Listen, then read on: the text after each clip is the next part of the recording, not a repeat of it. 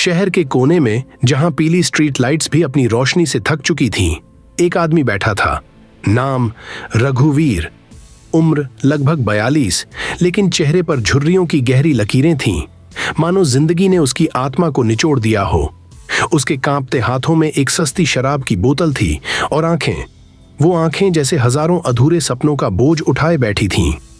कभी यही आदमी एक सरकारी अफसर था, इज्जतदार, पढ़ा लिखा, अच्छे घर का, लेकिन अब वो एक गुमनाम परछाई बन चुका था।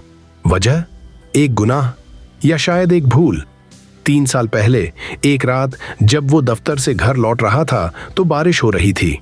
घड़ी में रात के 11 बज रहे थे। अचानक उसकी गाड़ी के सामने एक आदमी आ गया, एक भिखारी जैसा, फटे कपड़ों में लिपटा, आंखों में डर और होंठों पर कोई नाम बुदबुदाते हुए। रघुवीर ने ब्रेक नहीं मारी।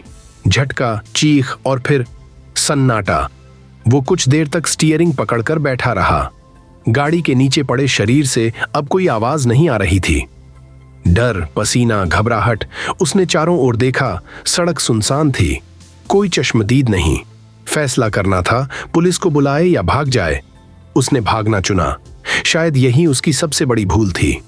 अगले दिन अखबार में खबर छपी, रात के अंधेरे में एक अनजान व्यक्ति की हत्या, पुलिस जांच में जुटी। रघुवीर ने पढ़ा और उसकी उंगलियां ठंडी पड़ गईं। उसके अंदर कुछ मर गया था। गुनाह का बोझ धीरे धीरे उसकी हड्डियों में घुसने लगा। रातों की नींद उड़ गई। सपनों में वही खून से लथपथ चेहरा दिखता। ऑफिस में काम करते करते उसका मन बेताब हो जाता। सड़क पर चलते हुए ऐसा लगता जैसे हर आदमी उसे घूर रहा हो। फिर एक दिन पुलिस ने उसे बुलाया। किसी ने उसकी गाड़ी को उस रात घटनास्थल के पास देखा था। सर, आप उस रात कहाँ थे?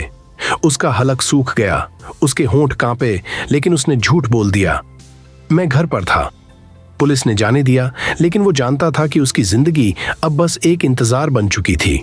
इंतजार किसी के सच बोलने का, किसी के उसे पहचान लेने का, या शायद अपने ही अंत का। 3 साल बाद अब वो आदमी उसी अंधेरी गली में बैठा था, शराबी, अकेला, टूटा हुआ।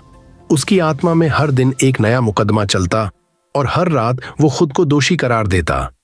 कभी कभी उसे लगता, अगर उस रात उसने रुककर मदद की होती तो शायद वो आदमी बच जाता। कभी कभी उसे लगता, अगर उसने पुलिस को सच बता दिया होता तो वो कम से कम इंसान कहलाने के लायक रहता। लेकिन अब कुछ नहीं बदला जा सकता था। एक रात जब वो वहीं बैठा था, किसी ने उसके कंधे पर हाथ रखा। रघुवीर बाबू, बहुत दिनों से ढूंढ रहा था आपको। उसने पलट कर देखा, एक पुलिस वाला। रघुवीर मुस्कुराया, एक थकी हुई उदास मुस्कान। चलिए, बहुत भाग लिया, अब बस करिए। उसने अपनी आखिरी शराब की घूंट भरी और उठकर पुलिस वाले के साथ चल पड़ा। क्योंकि कभी कभी सबसे बड़ी सजा जेल नहीं, गुनाह के साथ जीना होता है।